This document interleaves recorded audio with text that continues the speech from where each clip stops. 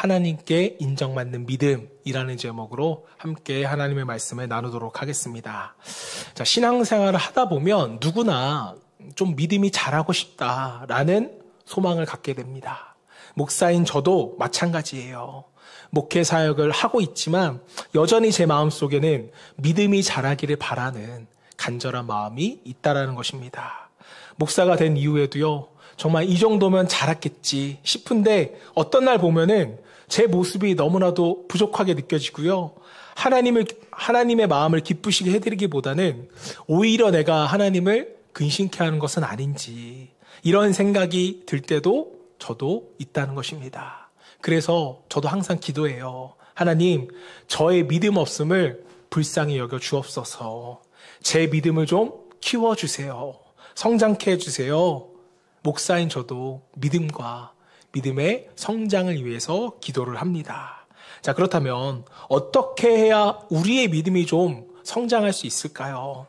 또 하나님이 기뻐하시는 믿음, 하나님께 인정받는 믿음은 어떻게 해야 가질 수가 있을까요? 오늘 본문은 믿음에 대한 꽤나 유명한 말씀입니다.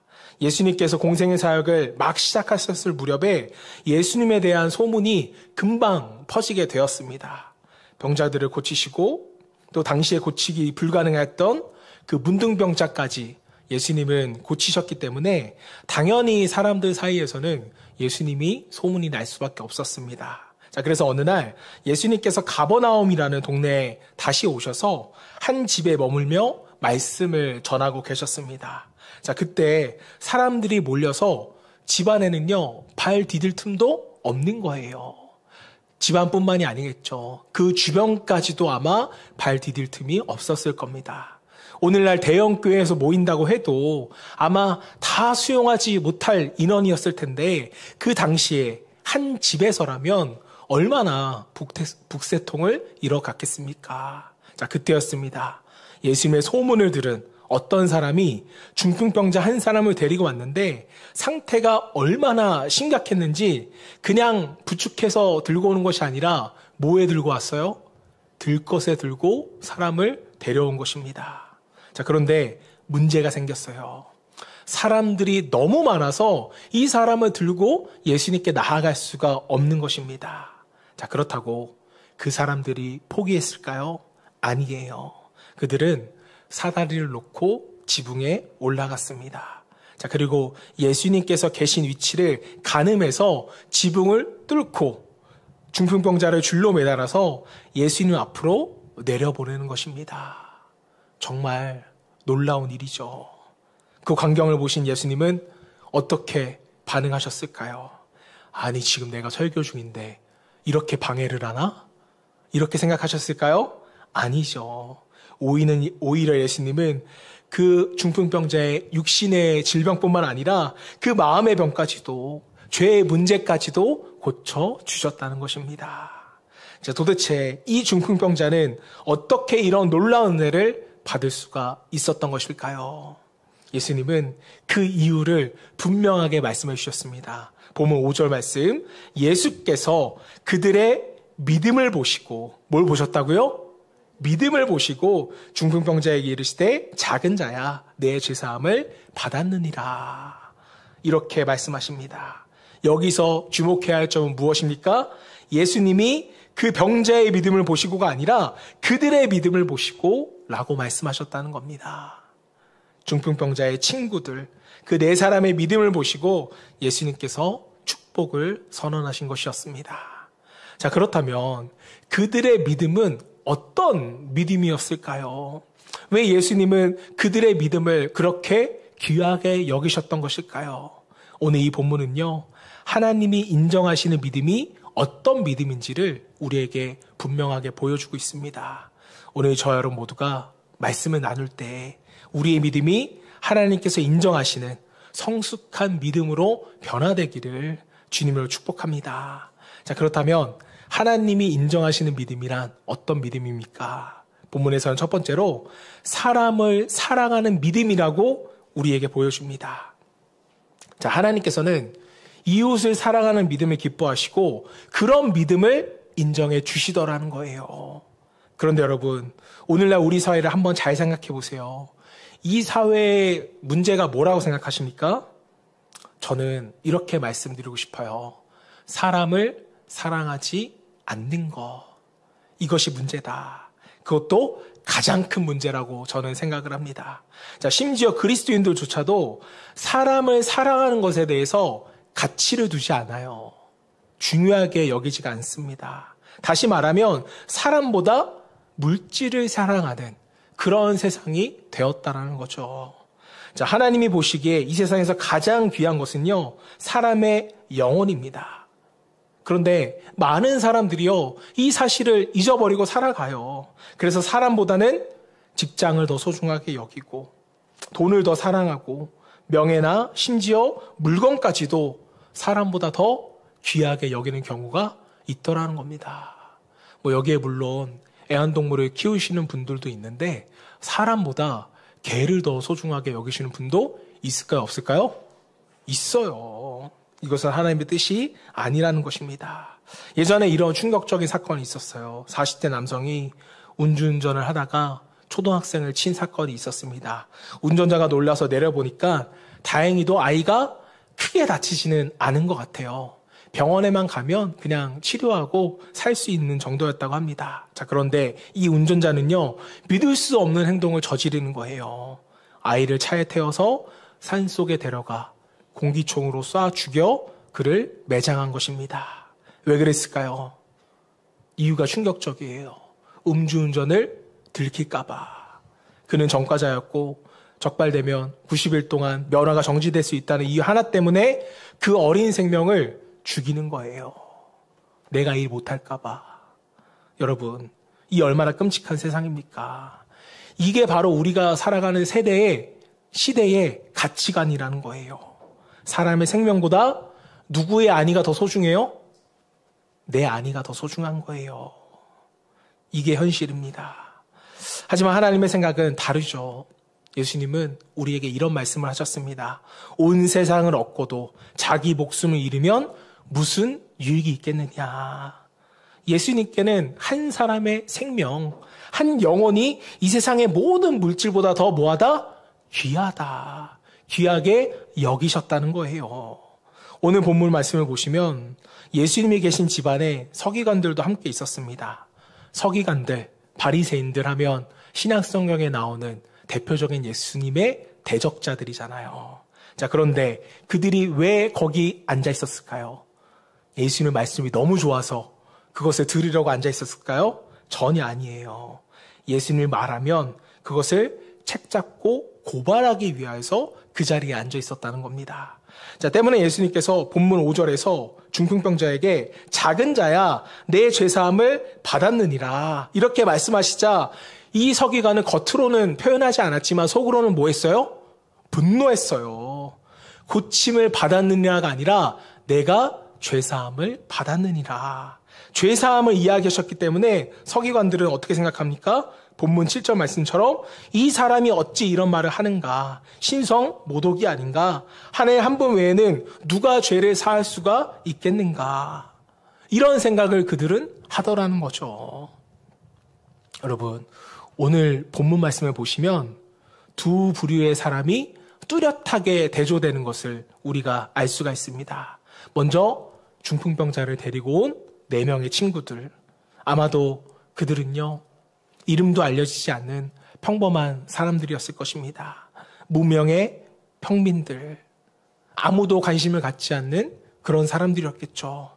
때문에 그 사람들이 아무리 힘들게 중풍병자를 데리고 와도 아무도 비켜주지 않았다는 겁니다. 자, 하지만 그럼에도 불구하고 그들은 친구 한 사람을 살리기 위해서 정말 어떻게든 예수님께 데리고 오려고 지붕까지 뜯었더라는 거예요. 사람을 살리려는 사랑의 믿음, 바로 그것이 그들의 중심 가운데 있었습니다. 자, 반면에 서기관들은 어땠습니까? 율법을 가르치고 영혼을 사랑하라고 말하던 사람들이 정작 중풍병자의 영혼이나 몸에는 전혀 관심이 없었던 거예요. 오직 예수님을 어떻게 하면 책잡을까, 죽일까, 파멸시킬까, 이것만 생각하고 있었다는 것입니다. 사람을 살리기보다는 죽일 궁리만 하고 있던 것입니다. 마가는 이 장면을요, 의도적으로 대조해서 우리에게 보여주고 있는 것입니다. 자, 때문에 마가의 메시지에 한번 귀를 기울여 보세요. 마가가 전하려는 메시지는 너무나도 분명합니다. 서기관이 누구예요? 오늘날로 말하면 목회자, 교회의 직분자, 그리고 교회를 열심히 다니는 신자들입니다. 자, 그런데 그들이 어떤 모습으로 등장하는 거예요? 이름도 알려지지 않은 평범한 사람들은 중풍병자 한 사람을 살리기 위해서 지붕까지 뜯고 열심히 노력하고 있는데 그 순간 이 서기관들은 어떻게 하면 예수님을 죽일까 속으로 고민하고 있었다는 겁니다. 그들은요, 사람의 영혼에는 관심이 없었던 거예요. 오직 자신들의 권위, 관습, 종교적 체면, 나의 영향력, 이것만 그들은 신경 쓰고 있다는 것입니다. 자, 그렇다면 마가의 메시지를 비추어 여러분들에게 질문합니다. 여러분들은 어떠하세요? 사람을 사랑하려고 고민하고 계십니까? 사람을 죽이려고 고민하십니까? 정말 사람을 사랑하고 계신가요? 먼 이웃이 아니라 가까운 친족이라든지 또 아니면 교회의 성도는 사랑하고 계시냐고요. 옆에 사람에게 빨리 한마디씩 해주세요. 사랑합니다, 집사님. 사랑합니다, 성도님. 사랑합니다, 여보. 한마디씩 해주세요. 네. 여러분, 우리는 다 알고 있어요. 성경에서 가장 중요한 계명이 뭐예요? 하나님을 사랑하고 이웃을 사랑하는 것. 예수님께서 우리에게 분명히 말씀하셨습니다. 이것이 가장 큰 계명이다. 자, 그런데 정말 이 말씀을 마음으로 믿고 사랑하고 있으십니까? 혹시 본문에 나오는 서기관들처럼 예배는 열심히 드리고 기도도 하고 헌금도 하고 성경도 날마다 읽기는 하지만 정작 사람은 사랑하지 않고 있다면 우리의 신앙은 그저 종교 생활일 뿐인 것입니다. 제가 목회를 하면서도 안타깝게 느끼는 것이 이 부분이에요. 개인적인 문제가 생기면 그래도 기도도 열심히 하시고 말씀도 들으려고 노력을 하세요. 하지만 정작 가장 중요한 하나님의 계명, 하나님을 사랑하고 이웃을 사랑하는 것은 교회 안에서조차도 너무나도 쉽게 깨지고 있더라는 것이죠. 처음에는 그렇게 친하게 지내던 사람들이 조금만 손해를 보면 태도가 확 바뀌어버립니다. 자기 마음에 안 들면 마음 문을 확 닫아버려요. 자기 체면이 상하거나 자존심이 좀 상하거나 명예가 손상되거나 물질적으로 손해를 보면 사람에게 관심을 기울이지 않습니다. 세상이 아니라 교회 안에서도 이런 일들이 일어나고 있더라는 거죠. 그리고 틈만 나면 그 사람에 대한 험담과 비난을 쏟아냅니다. 안타깝게도 이것이 오늘날 교회 안에 종종 일어나는 사건이라는 거죠. 부정할 수 없고 너무나도 안타깝습니다. 저도 이렇게 안타까운데 여러분, 하나님은 얼마나 안타까우실까요? 그런데 여러분, 이게 오늘 본문에 나오는 종교 지도자라는 서기관들이 했던 일이라는 거예요. 그들은 늘 교리를 말했고 예배와 전통, 교회의 의식을 매우 중요하게 여겼습니다. 그러나 그들의 문제는 뭐예요? 그들의 마음 가운데 사랑의 마음이 전혀 없었다라는 것. 예수님은 그런 그들의 믿음을 하나도 전혀 인정해주지 않으셨습니다. 아마도 그날 서기관들은요, 제일 좋은 자리에 앉아서 대접을 받았을 것입니다. 예수님 코앞에서 말씀을 들었을 거예요. 자, 그런데 정작 중풍병자와 그 친구들은요, 마당 한켠에도 들어갈 수 없는 그러한 위치의 사람들이었습니다. 누구 하나 자리를 양보해주는 사람도 없었고, 그래서 결국 그들은 지붕으로 올라가는 극단적인 선택을 선택할 수밖에 없었습니다. 감히 상상도 못할 방법이지만 그들은 예수님을 향한 간절함, 친구를 향한 사랑, 그 믿음이 예수님 앞에 전달되었습니다. 그날 예수님은 서기관들의 믿음이 아니라 바로 이들의 믿음을 인정해 주셨다는 거예요. 사랑하는 여러분, 하나님께 인정받는 참 믿음을 소유하고 계십니까? 없다면 사람을 사랑하시길 바랍니다. 나와 비슷한 생각을 가진 사람, 관심사가 비슷한 사람, 경제적 환경이 비슷한 사람, 교회 안에서도 일명 자신과 코드가 비슷한 사람하고만 교제를 한다면 이것은 여러분 예수님이 그토록 싫어하셨던 끼리끼리 당과 팔을 짓는 것이라는 것을 저와 여러분 모두가 꼭 기억할 수 있기를 바랍니다.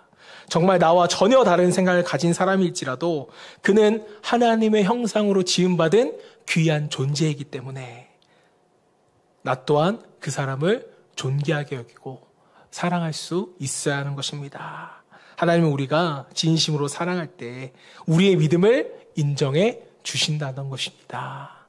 우리가 보기에는 정말 별 볼 일 없는 사람일지라도 그를 따뜻하게 안아주고 품어줄 때 하나님은요, 하늘 보좌에서 그 우리의 믿음을 보시고 감탄해 주신다고요. 칭찬해 주실 것입니다. 혹여 정말 우리 교회 안에 장애인이 들어왔을지라도 기분 나쁘다며 피하는 것이 아니라 정말 그들을 따뜻하게 안아주고 함께 예배드릴 때 하나님은 우리에게 이렇게 말씀하실 거예요. 아, 너의 믿음이 진짜였구나 하시면서 그 믿음을 기쁘게 받아주실 것입니다. 자, 그리고 여러분, 사람이 사람을 사랑하는 데 있어서 가장 큰 사랑의 방법이 뭐라고 생각하세요? 그건 바로 그리스도의 복음을 전하는 것이라고 저는 확신하고 믿습니다. 그 사람의 온몸과 영혼이 살아나는 길, 영원한 생명을 얻는 방법을 알려주는 건 뭐밖에 없어요? 복음밖에 없잖아요. 그런데 만약 우리가 믿지 않는 누군가를 위해 기도하라는 말에 꿈쩍도 하지 않고 있다면 어떻게 우리가 사람을 사랑한다고 말할 수가 있겠습니까? 하나님이 인정하시는 믿음은 바로 사람을 사랑하는 믿음입니다. 사람을 진심으로 사랑할 때 그 믿음이 하나님 앞에 올려지고 하나님은 그것을 가장 귀하게 여겨 주십니다. 사람을 사랑하고 복음을 전함으로써 하나님께 인정받을 수 있는 믿음의 소유자 되시기를 주님의 이름으로 축복합니다.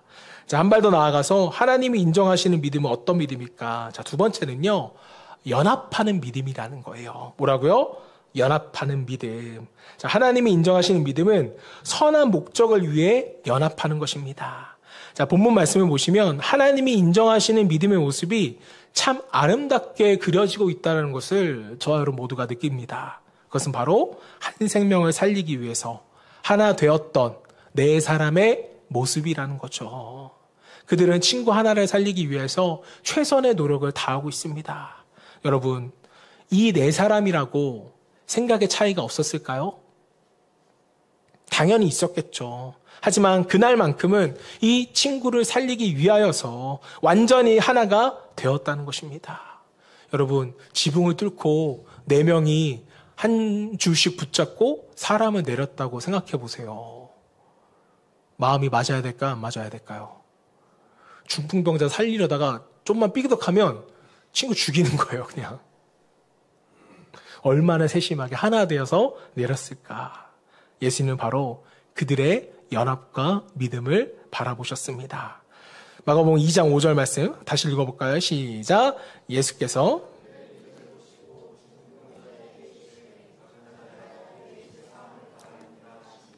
한 생명을 살리겠다는 그들의 사랑과 연합된 마음을 보시고 예수님은 뭐 하신 거예요? 감동하신 거예요.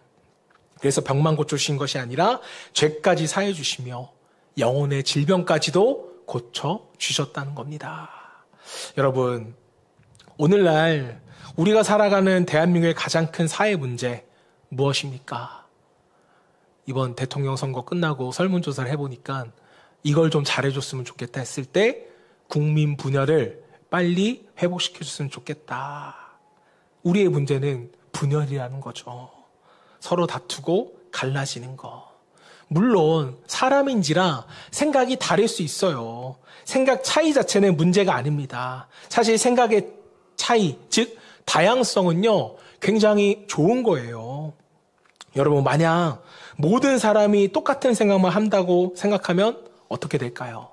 예를 들어서 여러분이 김치를 좋아한다고 생각해 보세요. 그런데 밥상에 김칫국, 김치찌개, 김치전, 깍두기, 열무김치, 배추김치 이걸 매일 365일 먹는다고 생각해 보십시오. 어떠세요?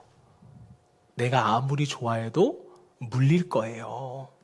하나님은 우리를 다 다르게 만드셨습니다. 자, 그런데 유독 대한민국 사람들은요, 이 다름에 대해서 잘 받아들이지를 못하는 것 같습니다. 피부색도 비슷하고 문화도 비슷하다 보니까 우리는 자꾸만 우리 모두가 좀 똑같아야 된다, 같아야 된다라고 생각을 하는 경향이 있는 것 같아요. 자, 하지만 세계 곳곳을 보면 우리 미국만 보더라도 다양하고 민족이 다양하잖아요. 우리 생활 양식이 다 다릅니다. 하지만 그들은 그 다양성을 뭐예요? 포용하잖아요. 그런데 우리는 어떻습니까? 조금만 달라도, 나와 조금만 달라도 배척하고 거부하고 틀렸다라고 말해요. 하지만 하나님은 그렇게 생각하지 않으십니다. 다르게 지으신 이유가 있다라는 거예요. 뭐 때문에요? 서로 보완하라고, 함께 연합하라고 다르게 만드셨다는 겁니다. 저희 가정마마도 좀 이렇다는 거 느껴져요. 저는 T예요. 아내는 F입니다. 여행을 갈 때도 저는 짐을 대충 쌀까요? 꼼꼼히 쌀까요? 저는 아침에 쌉니다. 대충 싸요. 근데 하지만 아내는 굉장히 꼼꼼하다는 거죠. 저는 투박한데 아내는 섬세해요. 자, 그런데 이렇게 서로 다른 게 은혜라는 거죠. 다르기 때문에 균형을 이루고 서로를 도울 수가 있는 것입니다. 문제는요, 다름이 아니라는 거예요. 다르더라도 우리가 선한 목적을 위해 하나가 되지 못하는 그것이 문제라고 우리 주님은 말씀하셨습니다. 부부 사이에도 마찬가지예요. 아무리 생각이 달라도 가정을 지키고 자녀를 키우는 일에는, 특히 신앙과 주의 일에는 우리가 하나가 되어야만 하죠. 교회도 마찬가지입니다. 의견이 다르더라도 하나님의 교회를 지키고 복음을 전하는 데 있어서만큼은 무조건 하나가 되어야죠. 그게 교회의 사명이니까요.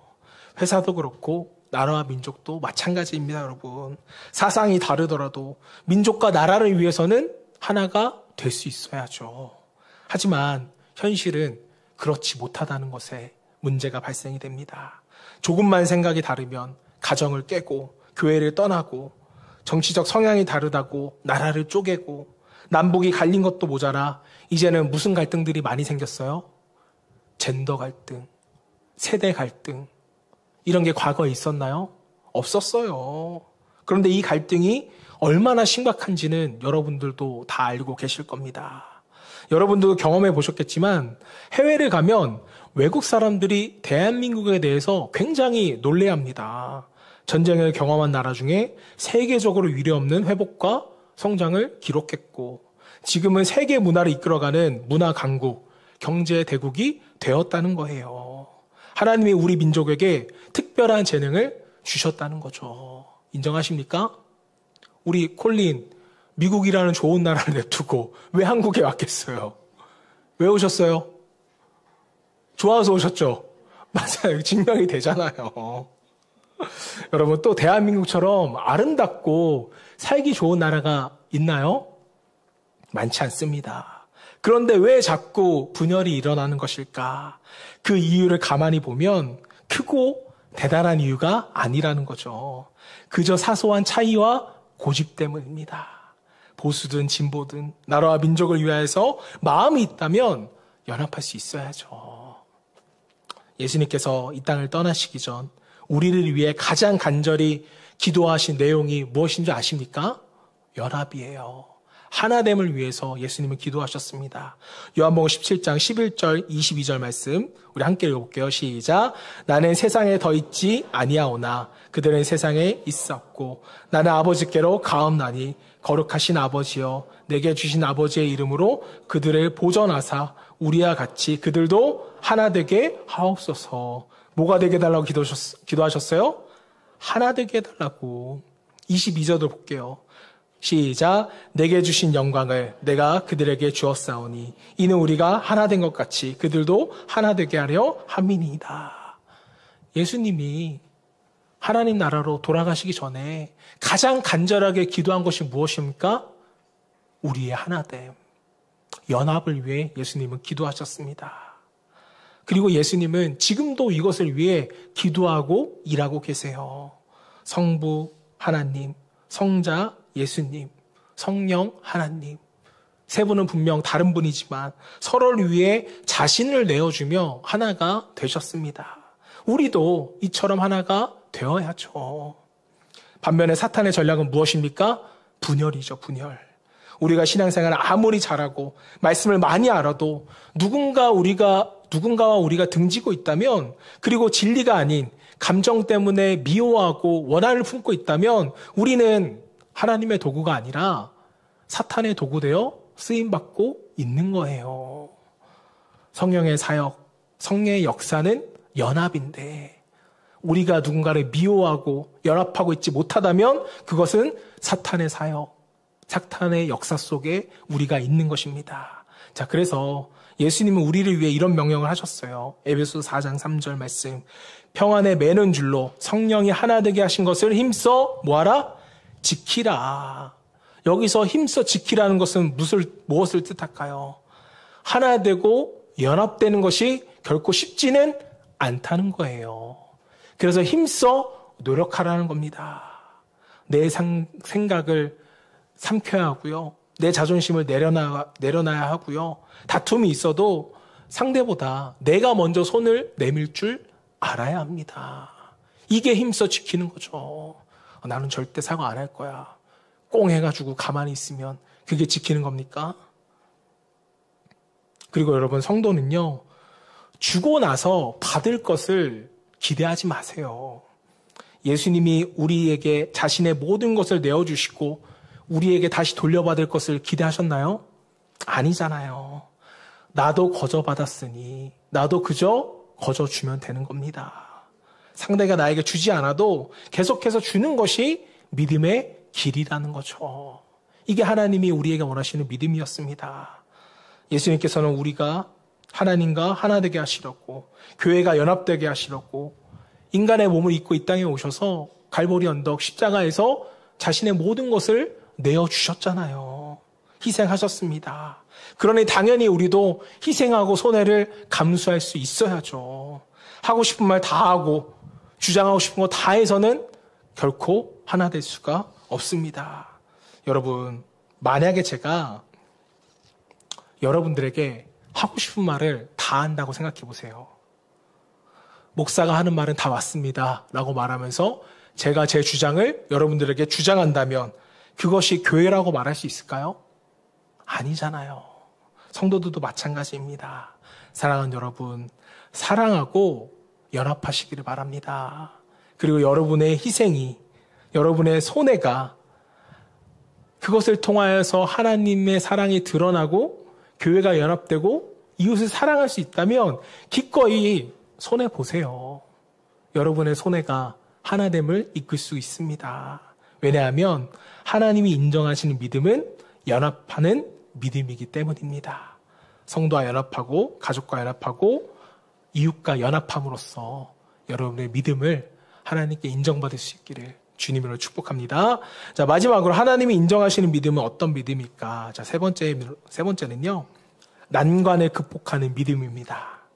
자, 여러분, 오늘 본문에 나오는 네 사람이 중풍병자를 지붕 위로 올려 예수님 앞에 데려오는 장면을 한번 상상해 보세요.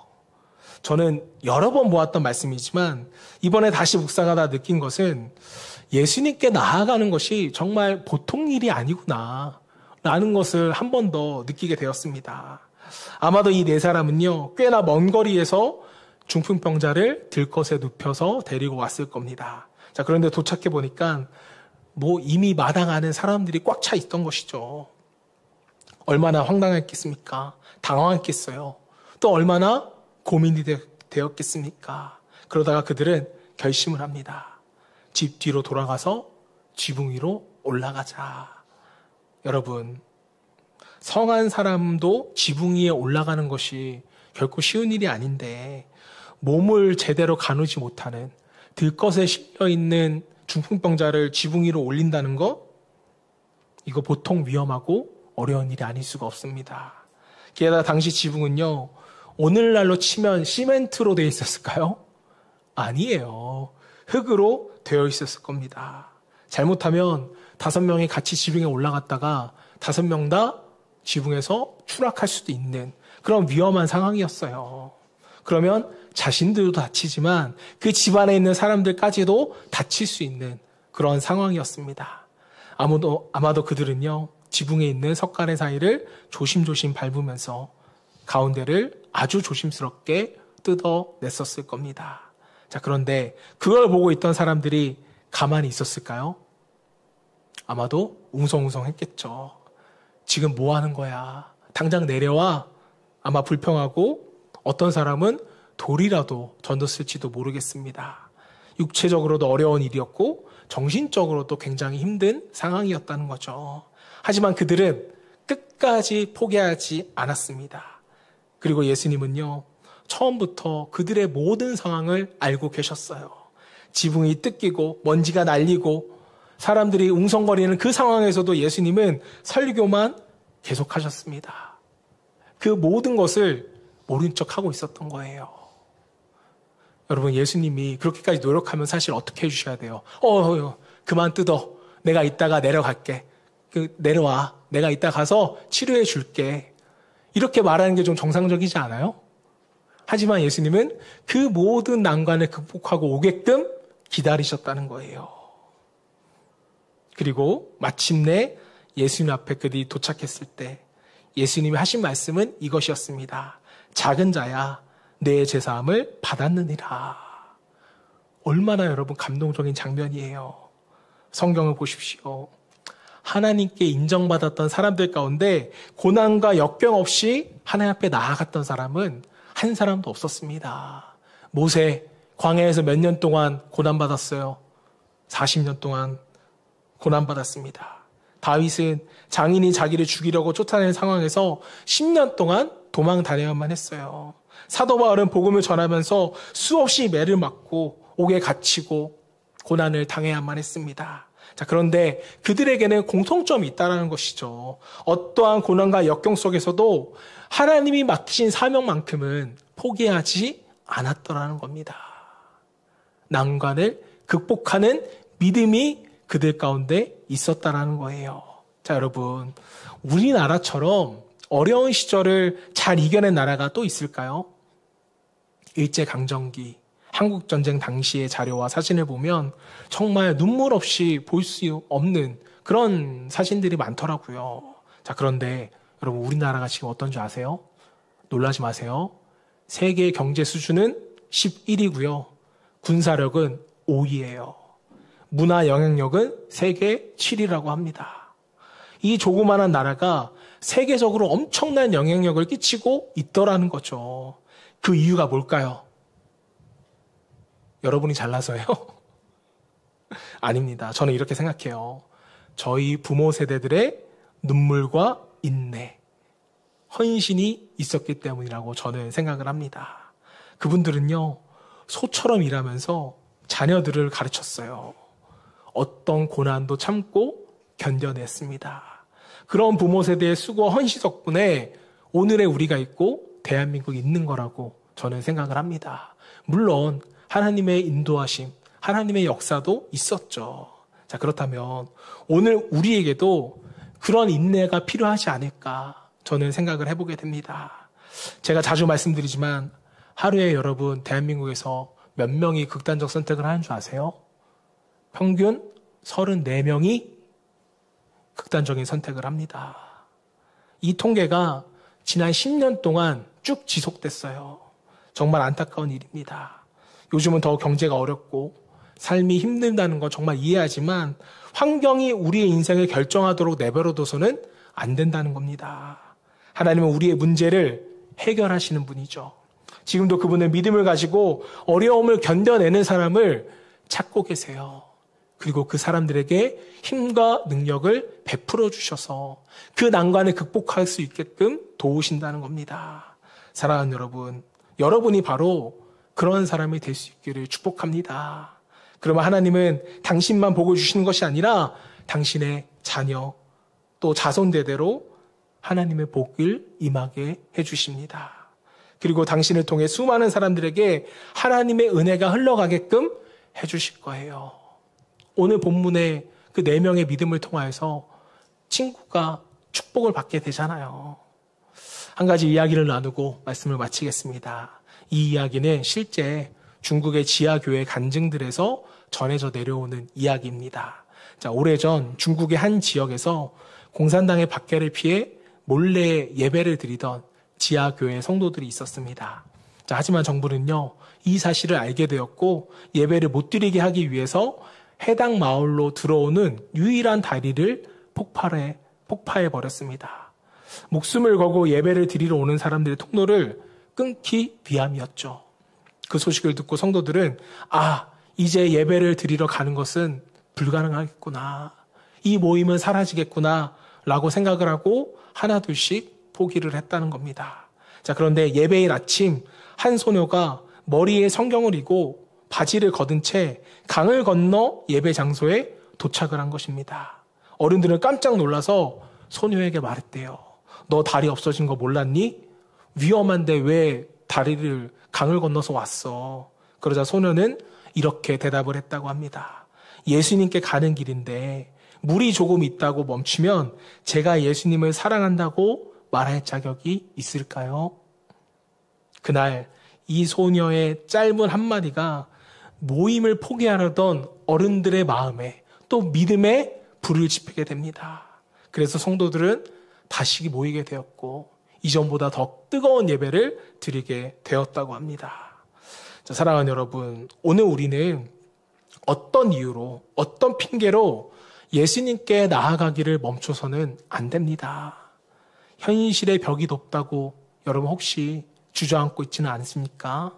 오늘 물을 건너 예수님께로 달려간 그 소녀처럼 우리도 포기하지 않고 난간을 극복하며 믿음으로 예수님께 나아갈 수 있기를 소망합니다. 난간을 극복하며 주님 앞으로 우리가 나아갈 때 주님은 그 믿음을 보시고 우리에게 분명하게 말씀해 주실 겁니다. 작은 자야, 내가 죄사함을 받았느니라. 저 여러분 모두가 이 난관을 극복하고 주님 앞에 나아가 죄사함을 받고 우리의 믿음을 인정받을 수 있기를 주님의 이름으로 축원합니다.